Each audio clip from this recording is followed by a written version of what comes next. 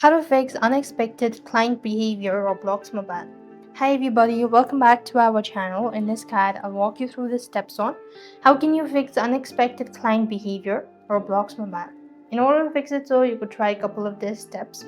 The first thing is you could try restarting the device. Sometimes a simple restart can fix the issue or a temporary glitch. So that should be able to help you out. If not, you could actually try cleaning your cache. So for that, you want to actually come to the Roblox, long press onto it, go to the app info section, and here you want to come to this storage and cache section.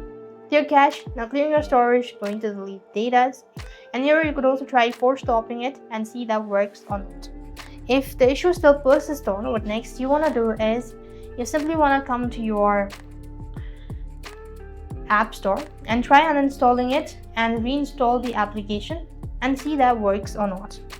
If the issue still persists on, what next you want to do is you simply want to change your DNS settings. For that, you want to come to your settings and go to network and internet, after which you want to go to the internet or the connections that you're connected to.